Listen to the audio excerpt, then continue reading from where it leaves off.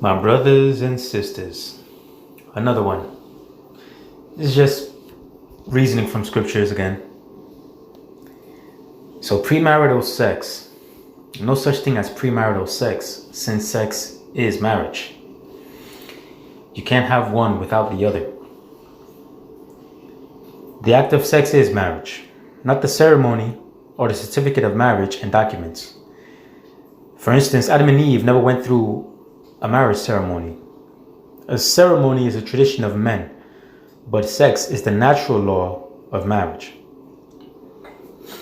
To help you understand why even a paper document or certificate of marriage is useless in the eyes of God, remember that Christ said that even if a man receives a certificate of divorce, like at the time of Moses, and leaves his wife, unless his wife has cheated on him, that man commits adultery against her and has left her as subject for adultery.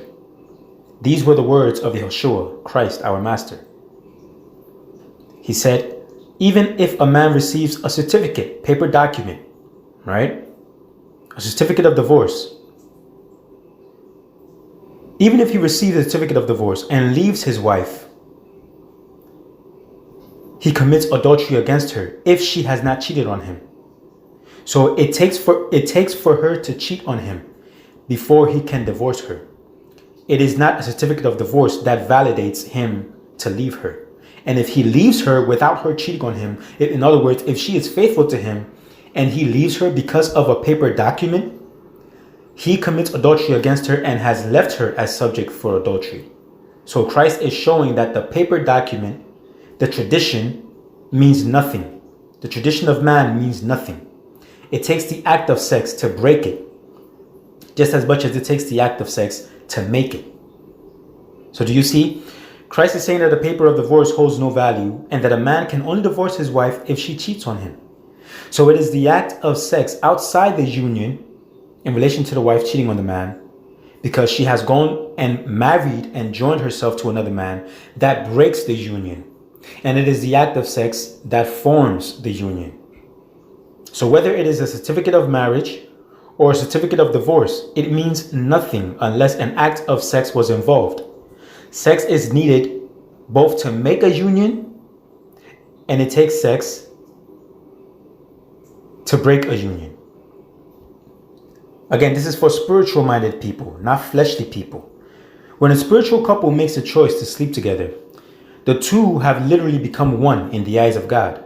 They do not become one just because they have gotten quote-unquote married.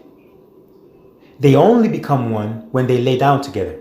For instance, suppose a couple gets married through a ceremony, again, tradition of men, but yet they never sleep together, which is the natural law of marriage, or they never lay down together. In the eyes of God, if these two have not yet slept together, then they are not yet married in the eyes of God, because the two have not yet become one flesh.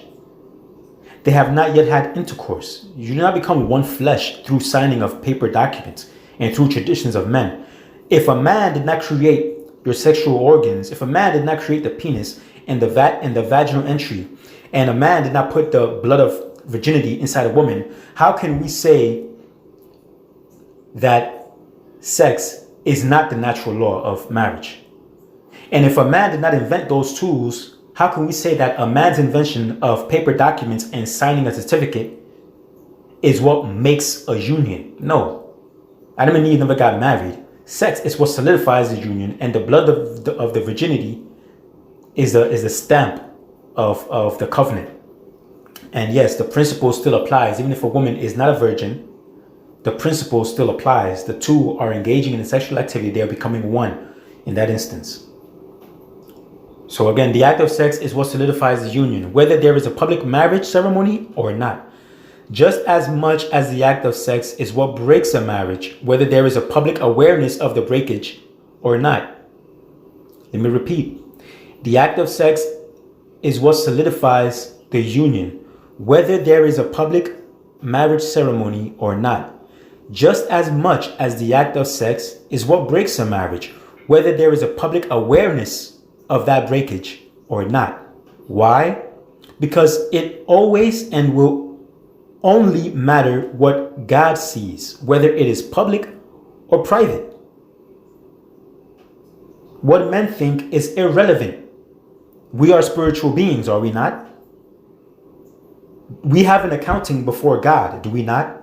We do not have an accounting before our fellow man. We do not have an accounting before our neighbor when it comes to the laws of God. We only hold an accounting before God, not before men, because it is God's law. So if a man is married to a woman and he goes and he sleeps with another woman in private and no one knows about it, well, guess what? Since God knows about it, the breakage has already occurred. But let me not use the man as an example, because since a man can have multiple wives, this would not be applicable, provided that the man takes care of the woman he went and slept with. If a woman is married to a man and she goes and cheats on her man, she has broken the marriage in private. It does not take a public awareness, a public ceremony for people to realize that these two have broken a union. It matters what God has saw. So whether people are aware that they are together or not is irrelevant. All that matters is what God sees. Do you understand? Again, this is for spiritual people. This is not for worldly people. Worldly people will not understand either way.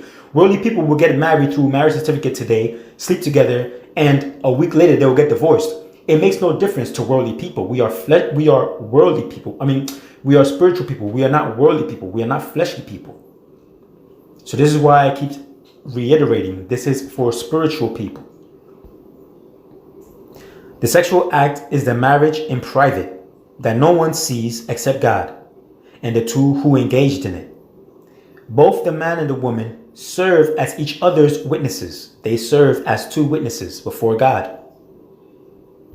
A marriage ceremony is just a public celebration of the union, but it is not a prerequisite or a necessity, provided that the two individuals maintain their obligation to each other before the eyes of God, because this is exactly what spiritual people would do. Worldly, fleshly people would not do this regardless if there is a public celebration, public awareness of not. They have no respect for men and they have no respect for God. So this does not pertain to worldly people regardless. This only applies to spiritual minded people. Granted, a man can take advantage of a woman by sleeping with her and then leave her. This is the obvious truth of the world we live in. And because of this, if a woman feels that she cannot trust the man to stay with her, then it is her responsibility to not lay down with the man. This is obviously why courtship and dating should take place before anyone takes that big step, because the eyes of heaven is always watching and we are bound by our actions, whether in public or in private. This is why, even in the extreme cases, such as rape, it was still considered a marriage, and the man was not permitted to leave the woman all the days of his life, unless the father of the woman absolutely refused to give his daughter to the man. You see? In which case, the rapist would have to pay a hefty fine called the bride price, which is considered today to be the equivalent of the upper tens of thousands of dollars. So it is a very hefty price. You could say it should be priceless, of course, yeah, it should be priceless, but still such a hefty fine as that, you would be hard pressed to be able to pay that out of your pockets, especially in those days. So that refrained a man from laying down with a woman, because he knew whether he took her by force or he took her by public awareness, by secret awareness, where it was mutual, it still constitutes as marriage. And furthermore, understand the culture of Israel. If a woman is a virgin, she knows that on the day she gets married, if her husband finds out that she was not a virgin, that she had sex while she was younger, the law was that she would be publicly stoned for committing prostitution in her daughter's house. This is exactly how the Bible phrases it. She would be publicly stoned for committing prostitution in her father's house. It says if a man lay down with a virgin, if a man was married to a virgin and at the night of their sexual activity, he found no proof of virginity within her, he would have to bring the bed sheets or the woman would have, in order for the woman to protect herself, she would have to bring the proof of her virginity. And if there was no proof of virginity, the man will prove it that there was no proof of virginity, and the woman herself also could not prove it. So she would be publicly stoned for committing prostitution in her father's house. So this kept all women from sleeping with a man who had no intentions of staying with her, because basically what this would mean is that she's just destining herself to be stoned publicly in the future. You understand? So a woman would not lay down with a man unless she knew for a fact that the man would not leave her. And a man would not lay down with a woman because he knew for a fact that he would have to pay a hefty price, or if the father refused to engage the two, or he would have to stick with that woman forever, because the act of sex is marriage. Whether there is the rapist didn't need a marriage certificate, he didn't need a marriage ceremony, there was no celebration, but guess what? He could not leave her. So there's no marriage ceremony, but it's still marriage. The two are one. Understand this. So for all the videos I've made where people keep pressing the thumbs down and laughing at me as if I'm a fool, who is a real fool here? Which is why you're looking on the screen right now. Fornication is porneia, and it does not mean in any way, shape, or form does it mean premarital sex. It just means prostitution, harlotry, and whoredom. And in some cases, well, in all cases, idolatry, because Israel is the wife of God, and if she commits idolatry, if she cheats, it's like she's cheating on God by sleeping with another God. So idolatry falls under fornication because Israel is prostituting herself with another God. So idolatry still falls under that category. It does not mean premarital sex. Why? Because the moment you sleep with a woman, you are married to her. So God does not even need to mention that phrase, which is why that phrase is never mentioned in all of Leviticus or in any portion of the Bible. But you assume fornication means premarital sex, but it does not even mean that. But anyway, let's continue. The act of sex was seen as a private marriage ceremony, even in the case of rape. So much so that a bride price had to be paid because she had become the wife of the rapist without a public ceremony. This is why God placed the blood of virginity where he placed it. The virgin bleeds her first time. This is the covenant promise or union of promise, aka the natural law of the union or marriage put in place by God. What we do today is a tradition of men, but God's tradition is the act of sex in itself and the blood of virginity as a vow of becoming one flesh. And so what God has yoked together, let no man put apart. Yes, not all women bleed their first time, but the principle of the act still holds true. If a widow sleeps with a man, she has become one with that man. A paper document and certificate does not make anyone one flesh. And many who go through these documents can yet still end up divorced later on down the line, thus making a mockery of the true union, which does not involve paper documents and ceremonies and traditions of men. This reminds me of when Yeshua stated that we have made the commands of God worthless because we value the traditions of men over God's law. What is more beautiful to you? A man who does not need a public ceremony to hold him bound by his sexual act with a woman, and he sticks with that woman to the day he dies and takes care of her and their children and whatever pursues, or a man who went through a marriage ceremony and is sticking with the woman because he is bound by the law of the land, and not because he fears God, but because he fears the law of the land. Which one impresses you more? The one who did not go through a marriage ceremony, but married his woman in private and kept his obligation to the woman to God, in the eyes of God, and didn't care about the thoughts of men? Or the one who only sticks with his union because he fears the laws of men and the repercussions of men? And even then, later on down the line, could probably still divorce his wife at the end. Which is more valuable in the eyes of God? You decide. What does sex in privacy without a public ceremony make a woman in relation to a public ceremony? What that woman has now become in the eyes of the man is a concubine, because there was no marriage ceremony. So the ceremony is not required. All that would make a woman in relation to the man in today's language is a girlfriend. We don't use terms as concubines. She would be a girlfriend. But there was no sin in having concubines. It doesn't fall under any sexual laws of sin to have a concubine, aka girlfriend. As lengthy as the book of Leviticus is in its explanation of every sexual act or every single act of sex that God deems to be sexually immoral, never once is premarital sex mentioned or even insinuated as a sexual sin. Again, as lengthy as the book of Leviticus is in its explanation of every single act of sex that God deems to be sexually immoral, never once is premarital sex mentioned or even insinuated as a sexual sin.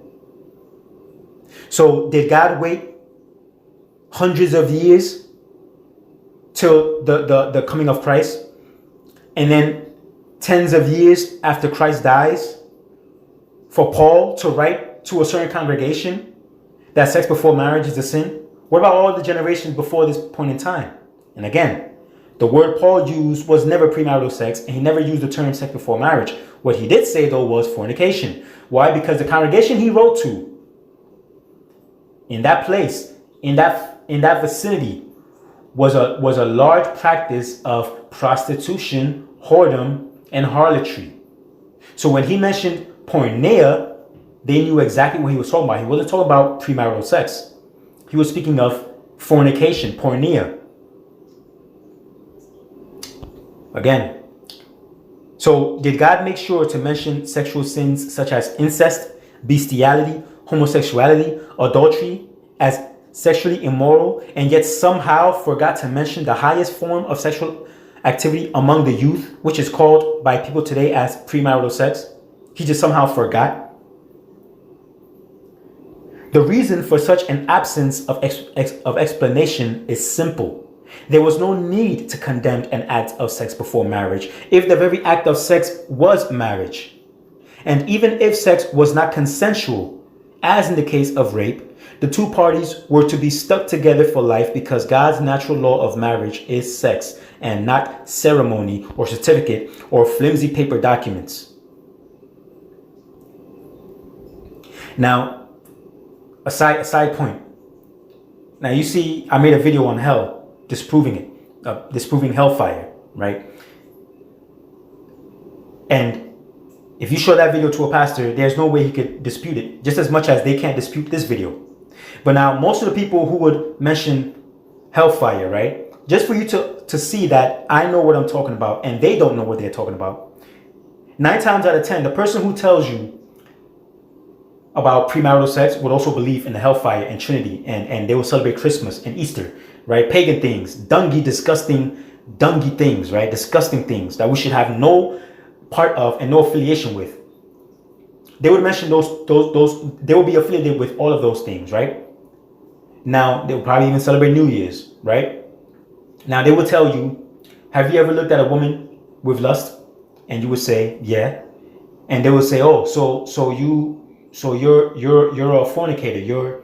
You've committed sin with her in your heart. Do you know that? And you would say, I guess so, right? And so, but hold up for a moment. When Yahushua, our master, said that a man who looks at a woman with lust has committed adultery with her in his heart, is he speaking about a woman who is single, or is he speaking about a woman who belongs to another man? He says, any man who looks at a woman with lust has committed adultery with her in his heart. What is adultery? Adultery is when a woman is married to a man or in union with a man, but goes and cheats on her man. So if me, Samuel, looks at my fellow man's wife with lust in my heart, which is something for me that's even disgusting. I don't want something that belongs to another man. Which is why God said, why should you even desire your fellow man's wife? Understand how God thinks. Why should you even desire your fellow man's wife? If you think about it, it's disgusting. You don't want that. You don't want a woman who's been with another man. Okay, who belongs to another. You don't want that. It's disgusting. So understand how God thinks, and that's exactly how I think. It's disgusting. It's downright disgusting. But Christ is saying, if you look at a woman who belongs to another man with lust, you've committed adultery with her in your heart. He's speaking of adultery. That's the context. He's not speaking about a woman who doesn't belong to another man. Because if a woman is single, you have every right to desire her, because it's the desire that's going to motivate you to go and talk to her, and eventually you're going to date, and eventually you make the big move whether you want to stay together for life or not. If it's not working out, then you part ways. No hard feelings, right? But God didn't create breasts and nice physique and a beautiful face and a beautiful smile and nice hair and a nice figure and nice buttocks. He didn't create all of that for you not to look at a woman with desire. No. You can look at a woman with desire, provided that she does not belong to another man. So when a pastor tries to use that quote from Christ to say that you can't look at any woman with desire, tell him he's taking Christ's words out of context and he's wrong. Tell him straight to his face, because he is wrong. And I hate people who can't think that deep. And it doesn't even take a genius to figure that out. Okay? So that's how you understand the difference in thought between a person like myself and a person like your pastor. But let's keep it going. Oh, now let me read this portion since I wrote that too. Yehoshua said that any man that looks at a married woman with lust has committed sin with her in his heart. How do we know that he was speaking in relation to married women? Yehoshua mentioned the term adultery. Do you not know what adultery means? This is a sexual sin because you are looking and desiring the wife of your fellow man. Yehoshua didn't say you are committing premarital sex with her in your heart. He did not mention that. He did not state that. You are putting words in his mouth. Are you starting to understand? So the next time a Christian uses that scripture to say that premarital sex is a sin, you can literally tell them truthfully and respectfully to their face, straight to their face, that they are foolish and are twisting Christ's words. And you keep it moving. Both the man and the woman serve as each other's witnesses before God. They are their own two witnesses. David had multiple wives whom he married through marriage ceremonies, but he also had concubines, women whom he did not marry, but he slept with and made his own. He took care of these women and he had children with them. As Jehovah himself said to David, after David committed adultery and killed the man, the Hittite Uriah, God sent the prophet Nathan to tell David that he gave David all the daughters of Israel into his hands and the wives of his enemy Saul, who was already dead by that time. So it's not adultery because Saul is dead, right? Because death and sex breaks a marriage. Okay. Was David committing sexual immorality with these women whom he never married? These women that God gave him, these daughters of Israel and the wives of his enemy Saul, some of which he married and others he did not marry, but they were his concubines. Was he committing sexual immorality with these women? Of course not, because he made sure to stick with them after sleeping with them. And last thing, suppose we take away the wives of David and say he only had his concubines. Is this a sin? David is having sex before marriage. Is this a sin? Of course not. The concubines are what we would call today as girlfriends. Women that David slept with, took care of, were under his household, had children with, and a deep relationship with. David was not committing sexual immorality with these women whom he had not married. Again, no mention is given in the book of Leviticus or anywhere in the Bible for that matter. If he was being sexually immoral by having these concubines in his house whom he slept with, took care of, and was having kids with, who were not his wives, then God would have told him that it was a sin, and it would have been recorded in scripture for future generations to learn from. It would not have been mentioned generations, centuries later at the time of Apostle Paul to a certain congregation. And mind you, that was a letter to one specific congregation, not even to all the other congregations. Understand that. And we all know that David was a very righteous man in the eyes of God and only committed two grave sins in his life. One, which was taking the wife of Uriah the Hittite, Bathsheba, which is adultery, aka sexual immorality, and murder, when he killed Uriah the Hittite. And the second grave act of sin in David's life was when he was a little bit older in age and he wasn't the warrior king that he was before, and he started to dwindle in his trust, and he counted the troops of Israel, the census. That was another great sin, which God brought punishment upon the land because of. Now, if you look at the original Greek and Hebraic text, as well as the original meaning for the word fornication, which is porneia, in the Greek concordance, not Google, in the Greek concordance, again, not Google, but in the Greek concordance, you will see that it had no relation to the current meaning of sex before marriage. Its meaning was simply prostitution, whoredom, and harlotry. Look this up for yourself. If either a man or a woman acts in the way of a prostitute, they are committing fornication. This doesn't only include being paid for sex, but also includes the act of being loose sexually by sleeping with more than one mate and continuing to do it again and again and again without the responsibility of sticking to that mate. This is especially in regards to the man, since he has to take care of each woman he sleeps with or marries, aka marries. If he cannot, then it becomes a sin to him. This is why God permitted kings and wealthy men to have multiple wives, whom they married through ceremony, and multiple concubines, whom they did not marry or go through a ceremony, but they slept with, took care of, and had children with. Why? Because they had the finances to take care of them. Because the law was that if a man wanted to take another woman apart from the wife he already has, he could not diminish the allowance he gave that woman. He could not diminish the marital rights, which means the sexual due. So he had to have a good libido, and he couldn't diminish anything that he was giving the first wife simply because he took another wife. So to have multiple wives, you have to be an alpha male, both in libido and in finance, right? So you got to be up there. The reason the term and even notion of sex before marriage is never mentioned by God is because, again, the act of sex is marriage. So one cannot be done without the other. It is one and the same in the eyes of God, and the two have literally become one. So let me see if now if a man goes through the usual and customary tradition, or the customary and traditional way of marriage, which is not God's tradition but man's tradition, again, reiterate, it is not God's tradition, it is man's tradition, which is through the signing of documents, as if paper or certificate is what binds and separates a man from a woman. If that man goes through this form of marriage, then he is not truly in union or bonded to that woman.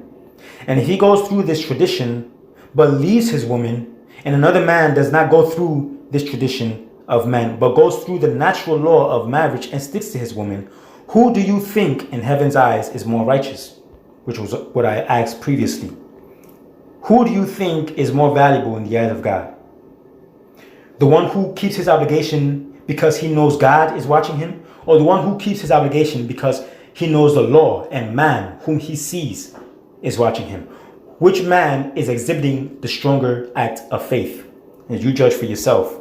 Was it the man who didn't go through the man's tradition of what marriage is, but stuck to his wife in flesh? Or was it the man who went through a paper document or marriage, which is not the natural law of marriage, but then later divorced his wife?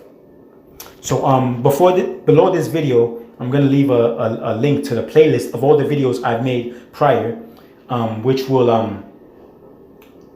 answer some of your questions. Because I know some of you guys have questions such as, what about when Paul said, do not defile the marriage bed, right? So doesn't that mean you must be married? Well, I made a great video on that in my playlist. So you just check out my playlist. And if you don't want to check it out, fine, suit yourself. But those of you who want to learn more and don't feel like they know it all, but who want to learn more, go ahead and check out the playlist.